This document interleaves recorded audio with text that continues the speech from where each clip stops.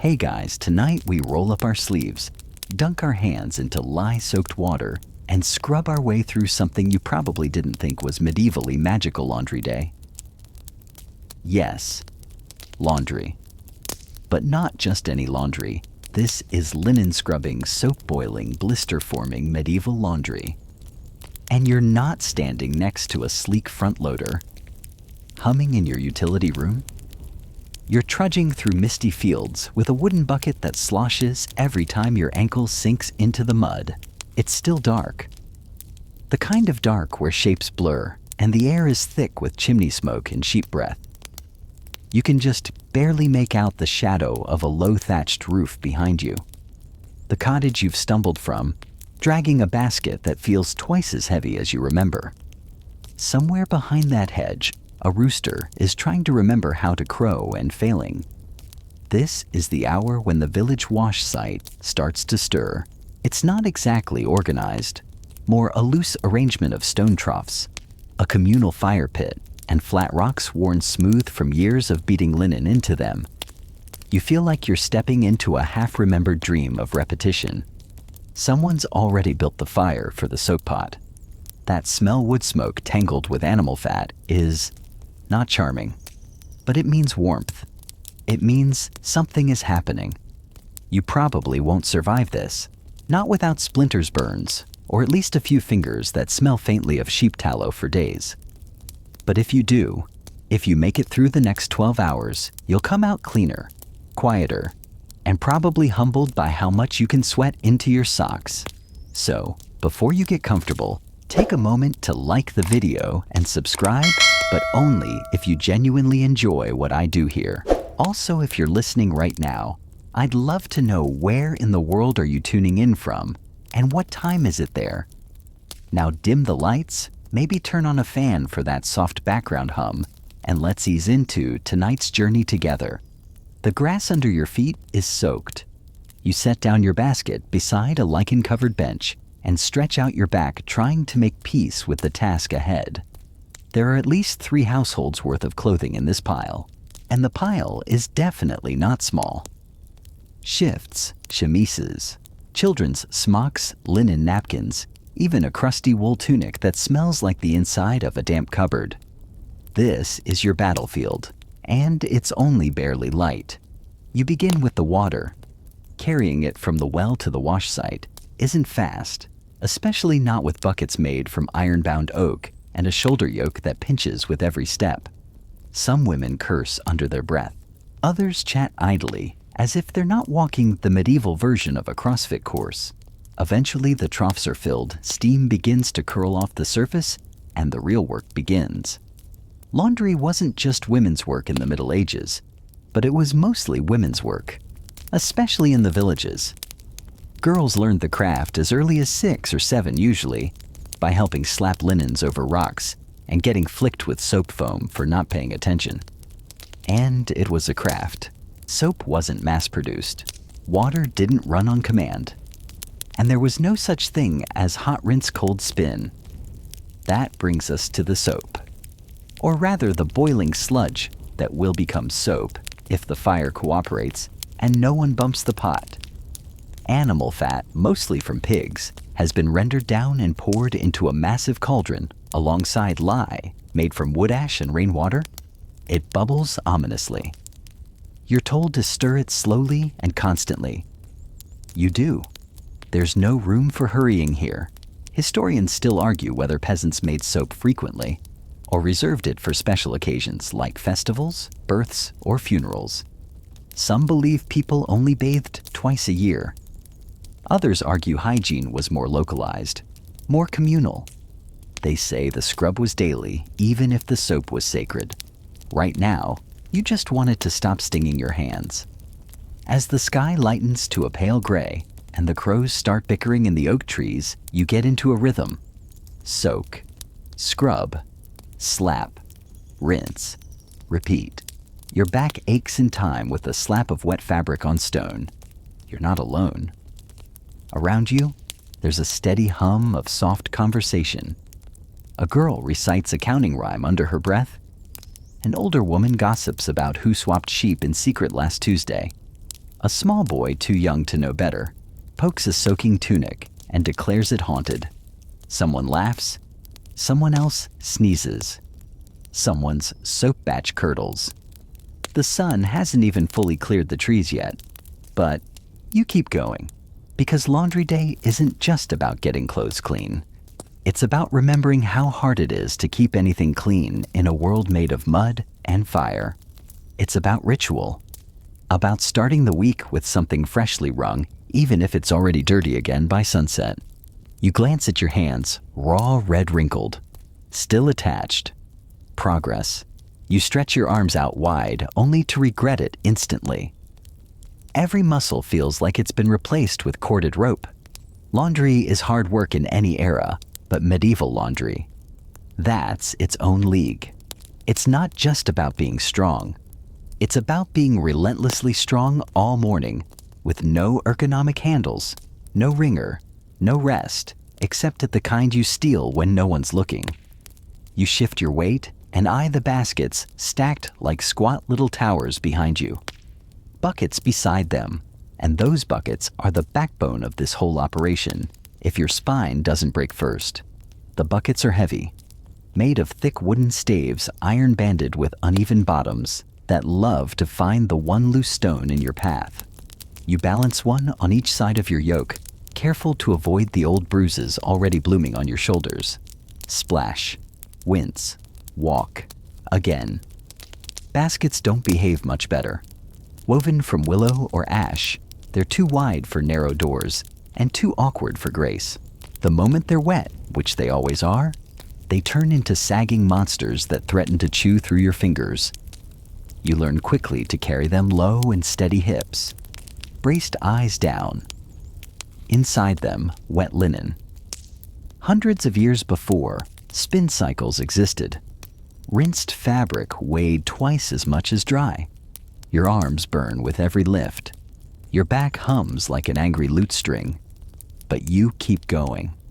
That's how they did it. That's how you do it now.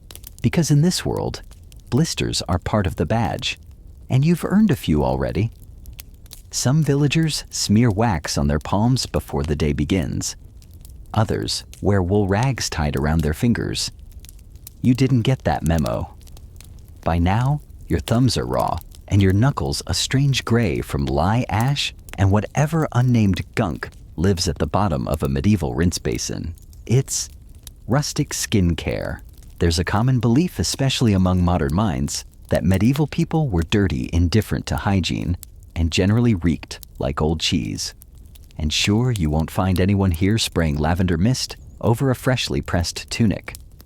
But the truth's messier. Laundry wasn't rare.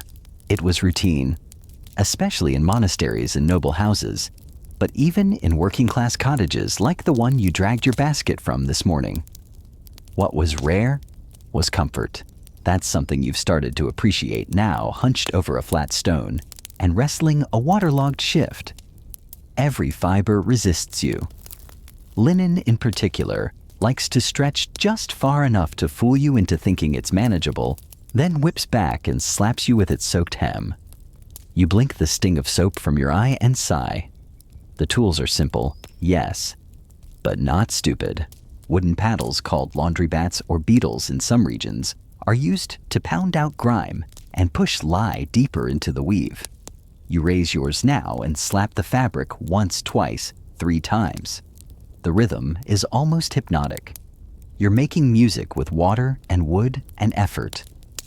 There's a kind of intimacy here, not just with the clothes, but with the people around you.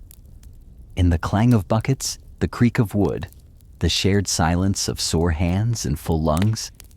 It's a chore, but also a community. And like any good community, it runs on unspoken rules. Don't borrow someone else's beetle.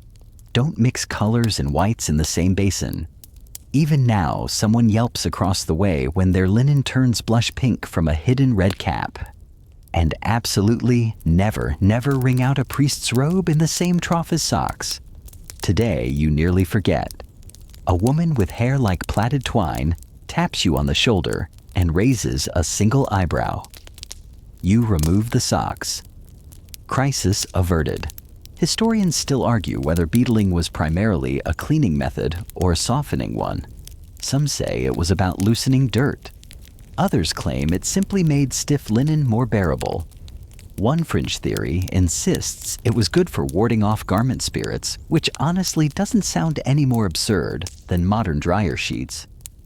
Whatever the reason, your arms are now jelly, and your beetle feels twice as heavy as it did before breakfast. You pause for a drink. A jug of weak ale is passed from hand to hand. It's safer than the water which comes from a stream upstream of the tannery. You try not to think about that. As the sun peeks through the clouds, just enough to light the edge of the treetops, you reload your baskets, swap out rinse water, and rub your palms on your apron. One more load before the midday break. Laundry in this world isn't just a task. It's an act of resilience. A full-body prayer that says, I am here. I am still trying.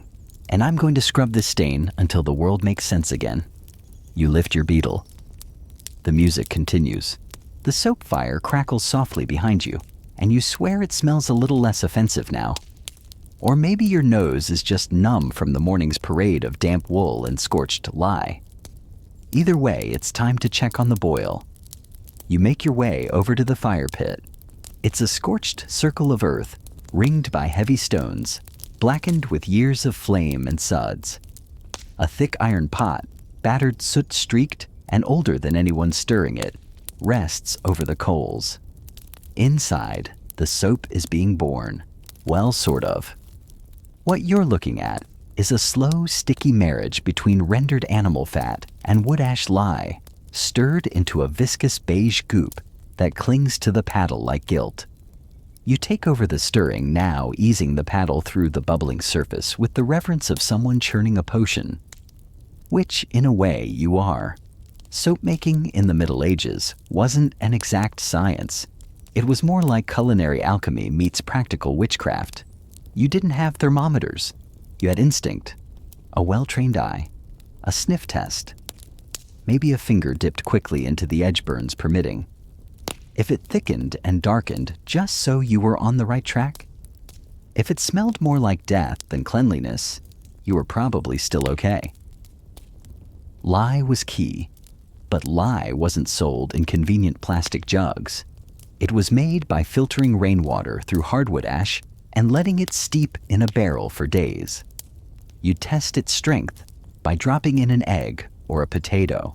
If it floated, the lye was ready. If it sank, keep waiting. If it exploded, well, historians disagree on what to do next. You reach down and scoop a small dollop from the edge of the pot. It wobbles slightly like pudding with delusions of grandeur. Perfect. The smell of soap boiling isn't pleasant in the modern sense. It's sour, meaty, smoky, like a stew gone feral. But here, it's oddly comforting. This scent means things are getting cleaner, that at least one aspect of your week will feel reset. You inhale, you exhale, you stir again.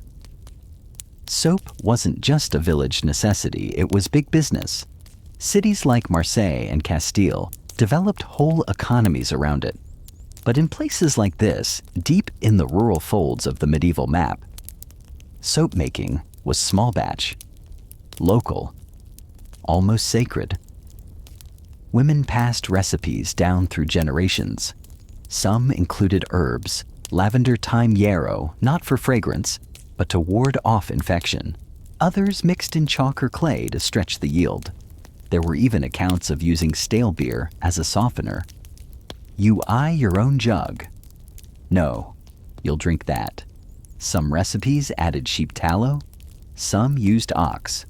One woman swears by goose grease, but she also once claimed her cat could predict the weather, so you take that with a handful of salt. You scrape the bottom of the pot to keep it from crusting. The lye stings your eyes. It's not romantic. It's not aesthetic, but it is something close to art. Historians still argue whether rural soap was used mostly for laundry or for the body. Monks recorded bathhouse schedules, and certain medical texts praised soap as a salve for skin ailments. Others claimed it was corrosive and shouldn't be touched. These same texts also recommended leeches for hiccups, so take it all in stride. You reach for a smaller pot nearby and start the separation process. Using a long-handled ladle, you carefully spoon the thickest part of the mix into the new pot, leaving behind the watery runoff. This will cool into rough brownish cakes, crumbly but serviceable. Your hands sting. Your eyes water. Your sleeves are soaked with sweat and soap residue. And still there's something peaceful about it. The fire cracks, the paddle turns, the lye hisses. You hum quietly, maybe an old tune you half remember from the village hearth. One woman joins in, then another. It's not a concert, it's not even melodic, but it holds the space, the rhythm, the silence between slaps and scoops. You remember the young girl from earlier sitting cross-legged by the water's edge. She asked if soap could talk, if it knew the stories it washed away. No one answered her, of course. That would be weird. But you wonder now as you lift a steaming pot of new-made soap and pour it into a carved wooden mold what it might say if it could. Would it speak of long days and tired hands, of stained smocks and whispered secrets, of stubborn dirt and the small victories of clean linen? Or would it just burp, then harden and be done with you? Probably the latter. You leave the molds to cool near the shade of a crumbling wall. The sun is higher now. Your arms are trembling, but your heart is steady. You've made something useful, something ancient, something that will scrub a tunic and somehow also scrub a soul. Soap. It's ridiculous how proud you feel. And you haven't even rinsed your shirt yet. The sun creeps higher over the thatched roofs, sending thin shafts of light through the trees and glinting off wet cloth like the shimmer of distant silver. You roll your shoulders, wipe your hands on your apron, and finally turn to the next part of your day sorting the garments. And oh, what a parade of underthings awaits. Laundry isn't just about soap and sweat. It's also about stories told in threadbare sleeves, frayed hems, mysterious stains, and the quiet confessions of fabric that's lived too close to skin, especially the kind of fabric that usually hides beneath outer layers. Yes, we're talking underclothes. And in the Middle Ages, that's where the real drama lived. You squat beside your basket and begin the ritual. First, by material. Wool goes one way, linen another. Anything that even pretends to be silk gets its own sacred pile, even if it's just a scarf you once stole from a traveling bard and now use as a handkerchief. Then by purpose. Work shirts here, feast day surcoats there, trousers. Not many of those, honestly, because your village is still debating how many legs a decent person should show off to the side. And finally, underthings, linen shifts, chemises, underdrawers, the garments that lived closest to the body and got washed most frequently. Because yes, medieval people absolutely cared about hygiene. They didn't have modern deodorant, but they weren't oblivious. You're reminded of this now as you unfurl a tunic that smells lived in. Historians still argue how many sets of underclothes the average medieval person owned. Some say 2 max, 1 to wear, 1 to wash. Others suggest the wealthier classes had 5 or more, each delicately embroidered with initial symbols, or little birds that winked if you folded them wrong. You smooth out a chemise with a stitched rose along the hem and wonder who stitched it. A mother, a lover. A bored seamstress, desperate to add flair to an endless stack of shapeless white linen. Then you hold up something unidentifiable. Part shirt, part rag, part riddle. You squint. A sleeve A? Hat A, sleeve hat? No one else seems to know either, so you dunk it in the water and pretend it belongs to a cousin who lives far away. There are taboos here, unspoken ones. Some garments are meant to be handled gently, others not at all. A nobleman's underthings, for example, are rarely washed by just anyone. You've heard tales of women being punished for accidentally wringing out a lord's unmentionables in the wrong basin, or worse, touching them without permission. You stick to your own clothes today. Mostly. You fold back a woolen surcoat with the telltale yellowing of too many summer festivals and spot a pair of hose that's been mended with mismatched thread. You grin. That's the village Reeves pair. His wife always sews with saffron thread because, as she says, if the stitch offends the eye should look away.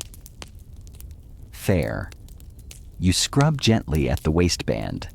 These garments may be practical, but they're also personal, more so than anything else in your basket.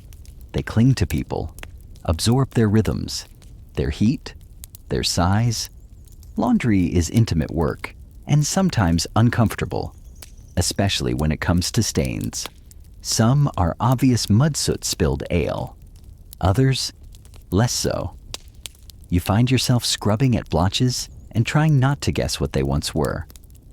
Berry blood tallow embarrassment. You scrub anyway. There's dignity in this. Even in the awkward bits. Even in the parts no one wants to talk about. Because to clean someone's underthings is in a small way to take care of them. To say I see your mess and I choose to touch it, wash it, fold it, and hand it back with no judgment. Maybe with a knowing smirk. But no judgment. One young woman nearby sings softly as she lays out her family's clothes in neat rows. Her mother joins in on the chorus, and suddenly, the awkwardness of drying breeches in the open air feels a little less ridiculous. Theirs is a harmony of habit, of people who've done this together for years. You line your garments along a hedge, letting them catch the sun's warmth. The linen shifts, glow pale gold in the light. A breeze stirs them like ghosts waving from between the branches. There's one shirt that catches your attention, not because of its make or smell, but because of the way it folds itself over your wrist. Familiar? Soft. A little patched, a little stained. Yours. You scrub it last. Slow. Careful, because even in this endless repetition, even in the bubbling soap and the aching hands and the piles of wet fabric, there's something that feels like affection. Like the quiet love of things that have been worn and washed and worn again. Underthings. Unmentionables. But worth remembering. The sun is comfortably above the trees now, casting long dancing reflections on the rippling surface of the wash basin. You shake out your arms, give your neck a lazy roll, and find yourself drawn toward the heart of it all. Not the buckets or the baskets, not even the fire pit. No, it's the scrubbing stones and the women who circle them. Sleeves rolled up, backs hunched, and hands moving with steady, almost hypnotic grace. This is where the songs live. You make your way over, hauling your final armful of rinsed linen, and squeeze in next to a girl with a plait thick as a ship's rope. She grunts a greeting without looking up and slaps a tunic onto the stone like it's insulted her. Scrub, slap, rinse, twist, repeat. The rhythm begins slowly, each woman moving at her own pace. But within minutes, it syncs up by accident or by tradition, like rowers finding the same beat. Someone begins humming, a second voice joins in, then more. It's not a performance. This isn't court music, or even something you'd whistle alone in the fields. It's old, earthy. Some of it's just melodic syllables without words. Some of it's snatches of psalms work chants, or ribald little verses that would make a monk's ears twitch. You add your voice without meaning to. A soft la here, a clumsy echo there. Historians still argue about the musical traditions of laboring women in medieval Europe. Some claim they sang only in religious settings.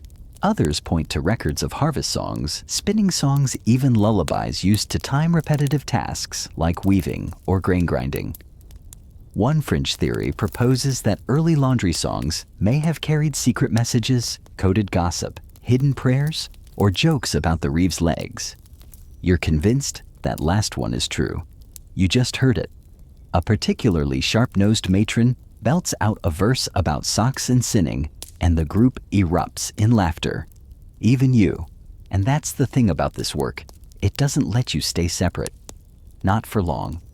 You scrub a chemise clean and slap it across the stone. The sound echoes like a soft drum beat. A child nearby claps along, matching your rhythm with small sticky hands. You smile. The water, once clear, is now a cloudy soup of lye and lint. But no one cares. It's about the motion, the repetition, the communal effort to beat the day's stains into submission. You're reminded of your first laundry day, how awkward your movements were, how silent you stayed. Now you're moving in time with everyone else, your hands, knowing when to grip and when to let go. There's power in that. One woman, older, wiry, with crow's feet, and the strength of someone who's fought time and won, leans over to show you a trick. She folds the fabric a certain way before scrubbing, creating a crease that pushes out more grime. You thank her with a nod. She nods back like she's just handed you the secret to life. Maybe she has. The songs shift again. A slower tune now. Sadder. About someone who went to sea and never returned. You don't know the words, but you know the feeling. The chorus swells. Someone wipes their eye with a sleeve. The moment hangs. Then the beat picks up again. And everyone moves on. Soap bubbles swirl across the surface of the basin. Little bursts of rainbow caught in the sunlight. You watch one pop, and for a second, everything is quiet. Just your breath, your heartbeat, the pulse of something ancient that moves beneath all of this. Laundry wasn't just a domestic task. It was seasonal, ceremonial. In some regions, entire festivals grew up around big washing days, especially before major feast days or weddings. Rivers would fill with color and chatter. Songs would echo down the valley. Gossip would mix with suds. And afterward, if the sun held, you'd see rows of linen fluttering like prayer flags across every hedge and fence. One young woman near you giggles and shares a bit of village scandal whispered through the soap-flecked air. You pretend to be shocked. She pretends to believe you. And you both keep scrubbing. You glance down at your raw, pruny hands and flex your fingers. Every knuckle stings. Every nail is rimmed with gray. But somehow it feels okay. Like the ache is part of something earned. You lift one last shift, give it a final slap, and lay it out to dry. The songs fade as people begin to stand, stretch, and wander toward shaded spots with jugs of ale and bits of cheese. Break time. But you linger just a moment longer. Fingertips brushing the cool stone heartbeat, matching the rhythm of work songs still echoing in your ears. Scrub, slap, rinse, rest. You barely have time to sip from your clay mug before you hear it. A splash, a shriek, and a shouted name. Every head swivels. A linen shirt sails into the air like a soggy dove and lands in a rinse tub with a slap. Uh-oh. Someone's crossed the line. You walk back toward the basin, where two women are glaring at each other across a frothy battlefield. One's holding a red-streaked cloth like a banner of war. The other's got her hands on her hips and all the confidence of someone who knows her soap is stronger. This, dear listener, is Laundry Day politics, water rights, sudsy disputes, basin borders. They sound petty until you've been elbow-deep in lye for hours and someone dares to dunk a pile of manure-stained tunics in your rinse water. Then it's personal. The wash site may look like a cheerful bustle of labor and laughter, but beneath the surface, it's a simmering web of unspoken rules, grudges and turf wars older than half the village itself. The rules aren't written down, but break one and you'll wish they were. You see it now as others begin to step in, not to fight, but to smooth things over. A girl offers her corner of the basin as neutral ground. Someone else mutters something about always the red cloths. One of the elders shakes her head, then returns to her spot, with the serenity of someone who's seen this too many times to care. Historians still argue whether communal laundry spaces fostered cooperation or rivalry. In truth, it was both. This was where alliances were made and broken, where marriages were gossiped into being or torn apart, and where the hierarchy of the village often emerged more clearly than in any church record. There was always a queen of the wash, not elected, not crowned, but known. She had the best soap recipe, the least stained linens, and a stare that could make a novice wring twice as hard. She also remembered everything: who borrowed whose paddle and never gave it back, who hung someone else's tunic in the mud, who talked too loudly about the squire's underclothes. Today's queen, a stout woman with iron-gray hair and the energy of a boiling cauldron, is presently breaking up the dispute by pointing out helpfully that neither woman actually owns the basin. God does, and God hates waste. She orders a clean rinse bucket be fetched, and just like that, peace is restored. Well, tense, soap-slicked silence at least. Close enough. You step away quietly, careful not to get caught between any more buckets. Back near the drying hedges, someone's goat has broken its tether and is happily nibbling a sleeve. Its owner chases after it, arms flailing, shouting curses that are probably banned inside the church. The goat bleats. The sleeve rips. And now that, too, has become someone's fault. The day continues. Laundry, like any shared space, breeds both bonding and friction. And with nothing more than water, soap, and sweat, it reveals character. The helpful ones, the lazy ones, the ones who think their linen should dry faster, just because their uncle is the reeve. And sometimes things get worse than a squabble. 1 year of feud over runoff trenches. Yes, the little ditches meant to carry away gray water escalated into a full-blown dispute between two families that ended with 3 ruined gardens, 1 injured rooster, and a fence painted with unflattering verses. No one remembers who started it. Everyone remembers who sang the song. You can't help but smile as you dip another garment and begin wringing it out. Elbows tight to your sides, knees slightly bent, the proper wringing posture to avoid tearing the linen or throwing out your back. You look around and realize the quiet isn't silence. It's vigilance. The calm before the next bucket drops. Even now, one girl is side-eyeing a neighbor's basket, inching too close to her drying line. Another is muttering about people who use too much soap while rinsing a cloth that could strip paint. It's silly, yes, but it's serious. This is labor. This is shared space. This is pride. Because clean linen means dignity. It means being seen. It means stepping into the next day with something fresh against your skin, no matter what else is falling apart. And that's worth a little tension. Maybe even a splash fight or two. You rinse, wring, and hang your next piece of cloth. A strip of linen with a tiny embroidered cross in one corner. Someone's prayer cloth, perhaps. Or just a lucky charm. You treat it carefully. Near you, a woman laughs genuinely this time and the mood lightens. Another hums. A second splash happens, but this one's playful. The goat's been tied again. Peace has returned to the realm. At least, until someone uses the good soap without asking. Then all bets are off. You stretch your back and squint toward the hedgerow, where the sun is slanting low now, and the breeze has finally begun to cooperate. It's time to move on to the last big stage of this never-ending opera, the drying, a subtle mix of hope technique and strategic guesswork. The trick isn't just hanging laundry. It's where you hang it, how you hang it, what you hang next to what, and most importantly, who's watching. You approach the communal drying grounds with a fresh armload of rinsed cloth. Tall wooden frames line the field, like skeletal fences, ropes strung between them in zigzagging rows. Some are thick with knotted twine, others smooth with worn cord. You eye the available space like a chess player considering her next move. You pick a spot, not too windy, not too shady, and begin the ritual. Each garment must be shaken, snapped, and smoothed.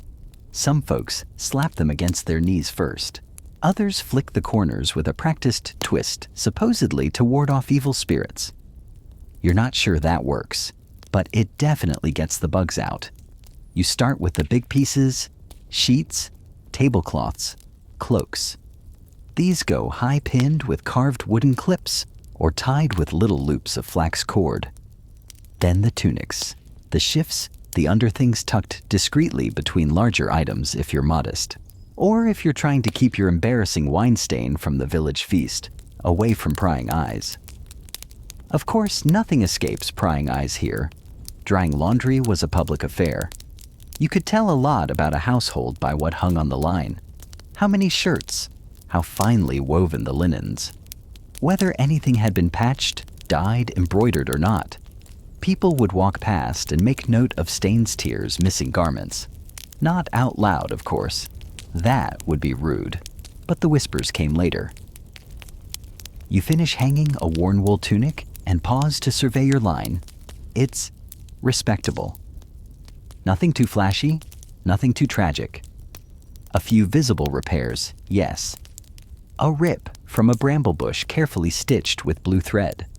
A hem that's fraying, but still holding. Honest clothes. You catch sight of another line neatly spaced, perfectly symmetrical. Each garment pinned at precisely equal intervals. That's Mistress Helidy's work. Her linen never wrinkles. She starches her cuffs. Once she was seen ironing a handkerchief using a hot rock wrapped in tin. You suspect she's part witch, but also you kind of admire her. Historians still argue whether laundry presentation held social significance in medieval villages. Some believe it was purely functional. Others claim it was a subtle form of status, signaling like washing your car in front of your house today. Look at my white chemise neighbor. Clearly, I have my life together. A breeze picks up, and your line begins to dance. The shifts flap gently sleeves, reaching for each other like tired ghosts. A shirt turns toward you as if in greeting. You give it a nod. It's been a long day for both of you. Then comes the danger birds. You spot the first one perched on a crooked post, a little black speck with shiny eyes and too much curiosity. You hiss at it. It hops. You throw a rock. It flutters off. A temporary victory. There's also the matter of smells. Fresh laundry in this setting doesn't smell like roses or vanilla bean. It smells like sun and smoke, like soap, ash, and grass. Like the honest scent of hard work aired out to dry. You inhale deeply. It's better than anything bottled. And then disaster. Someone nearby has hung a woolen kirtle too close to a damp-dyed surcoat. The colors are bleeding. You hear the gasp before you see it. A growing purple blotch seeps down the seam. Curses fly. So do hands. The items are yanked down, shaken furiously, and assessed like crime scenes. Too late. You cluck your tongue sympathetically and go back to your line, silently grateful for your careful spacing. There's always risk in drying. A sudden gust could toss your chemise into the mud. A goat might chew the corner off your apron. Rain could sweep in uninvited. But that's the gamble. That's the trust. You hang it anyway, hoping it'll dry straight, clean, and whole. You take a final look at your row of garments, now sun-kissed and fluttering gently. The light paints golden edges on the cloth. It's peaceful. Briefly, a group of children race past, narrowly avoiding your line. You hiss through your teeth like an old cat. One of them trips, but the linen survives. Barely. You shake your head. That same child once wiped his nose on your apron. You're still not over it. At last, with most of the lines filled and the last buckets dumped out, people begin to slow. They gather on low benches, pick at crumbs of bread sip from jugs of small beer. Some lean back and watch the cloth dance in the breeze like flags waving from a castle wall. You sit too cross-legged in the grass.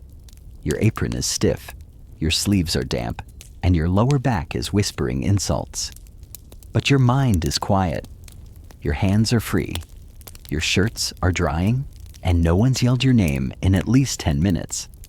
In medieval times, this moment might be the closest thing to leisure, even if you'll be folding it all soon. You lie back for a moment in the grass watching the linen shift above you, like sails on invisible wind. The sky is cooling now, slanting toward that hazy hour between afternoon and dusk, where the gold turns amber and the air smells like earth and iron. But your rest doesn't last long.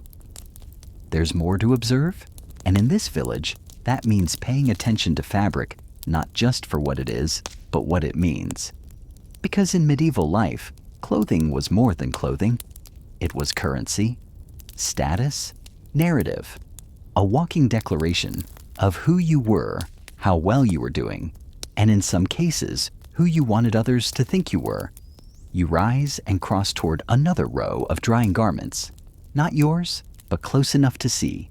Here, hanging with deliberate care, is a length of imported silk. Burgundy, dyed glinting faintly, even in the dappled light. It belongs to a merchant's wife who brought it back from Bruges with far too much enthusiasm and just enough coin, and now it hangs here beside your plain flax tunic, like a visitor from another world. You can't help but smirk. What on earth is silk doing next to turnip-stained work shirts? Still, you're careful not to drip anything on it as you pass. Silk doesn't forgive. Linen, though, that's your world. Spun from flax, grown just a few hills over, woven by women who measure time in spindles and seasons. It's scratchy when new soft with age, and durable enough to survive generations. You once wore a shift that your grandmother mended after your mother outgrew it. It smelled like thyme and pine smoke. You think of it now as you hang its third or fourth descendant to dry. Wool is another story. Warm heavy, often dyed in earth tones, russet madder walnut. It's harder to clean, and you're always worried it'll shrink into something better suited for a cat than a human. Still, it keeps you from freezing in the bitter months, and that matters more than fashion. Historians still argue about medieval class distinctions in fabric. Some point to strict sumptuary laws, those curious codes that dictated who could wear what. Others claim such rules were more suggestion than law often ignored in rural communities. One lesser-known law even forbade peasants from wearing striped hose, lest they resemble the gentry. Imagine being fined for having a sense of pattern. You eye a pair of hose, now dyed with onion skin patched at the knee, and wonder how many arguments they've overheard. Cloth was money. A bride's dowry might include lengths of undyed wool. A noble's debt might be paid in bolts of velvet. Cloth was also story. Every stain, every mend, every choice of weave and dye said something. Your apron, for example, tells a tale of ash burns, soap splashes, and a stubborn streak that refuses to bleach out no matter how long it's boiled. A young boy nearby carries a folded tunic too big for him. He holds it like a banner solemnly, as though marching into battle. It's probably his father's, or maybe his own grown into early. You smile at him. He doesn't smile back.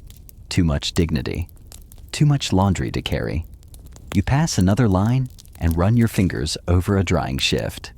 The hem is scalloped, unusual, elegant. A leftover from a more refined life, maybe. A noble woman fallen on hard times. Or someone who simply loved pretty things enough to stitch them into homespun. There's always that one person in the village whose clothes don't quite match their station. Not flashy enough to be rebellious. Not ragged enough to warrant pity.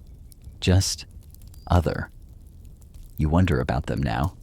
Their garments hang a little straighter. Their laces are tied differently. Their linen smells faintly of bay leaf. You remember when the Reeves' cousin visited last year, wearing a dyed red hood lined with squirrel fur. The entire washyard fell silent for a moment, as if someone had just declared war on practicality. She dropped it in a basin, like it was made of armor. It bled dye for hours. ruined 3 chemises, and caused a scandal still whispered about when the wind turns right. Still, it was beautiful. You step back to your own line, your own cloth. Less dyed, less shaped, but clean now. Honest. And that's something. Laundry day might be about hygiene, or routine, or shared labor.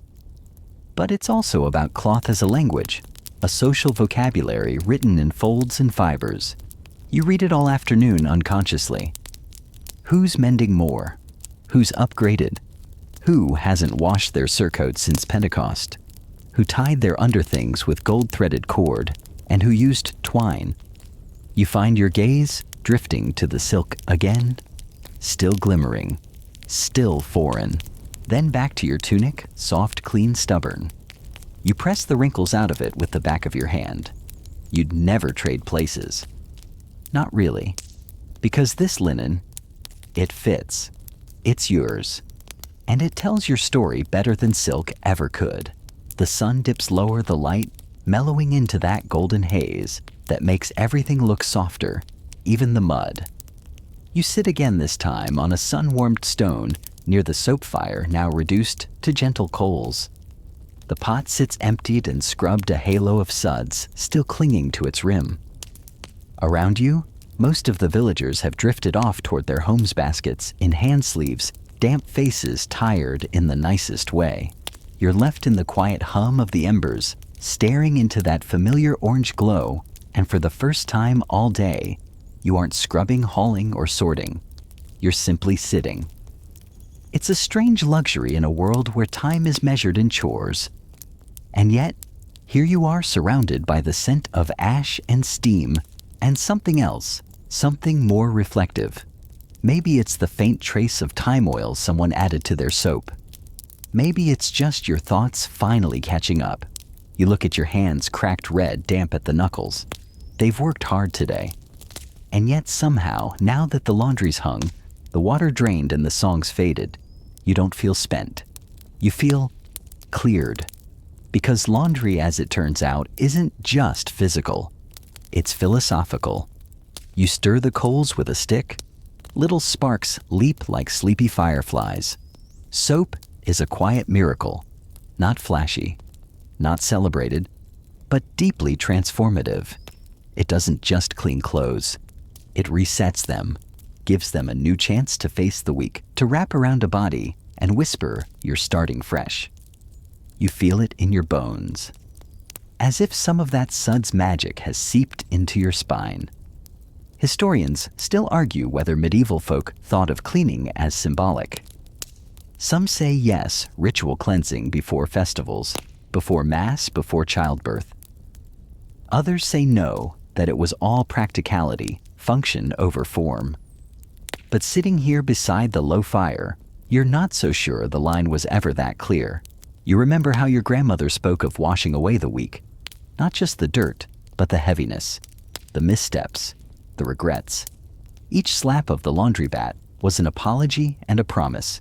Each rinse a release. You feel that now? The laundry's out of your basket. The bubbles have gone still.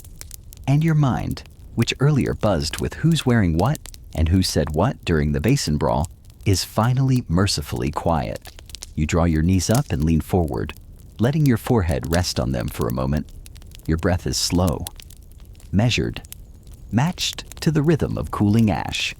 A pair of leftover soap cakes sit beside you, rough and brown, already hardening into crooked little bricks. You pick one up. It's misshapen, slightly sticky on one side. Perfect. You run your thumb over its surface and smile. This was made today, by your hand, from ingredients you could name, from a recipe older than any book you've read. It's not scented. It's not soft. It won't win any awards, but it will clean a shirt, or a wound, or a slate. You place it back beside its twin and sit quietly again, watching a breeze flutter through the edge of someone's drying line. A shirt lifts briefly, like it's waving goodbye. Or hello. You close your eyes. This moment, this tiny golden pocket of rest, might be your favorite part of the day, even more than that first rinse. even more than the songs. Because here in the after, there's a different kind of silence. Not emptiness, not fatigue, but peace.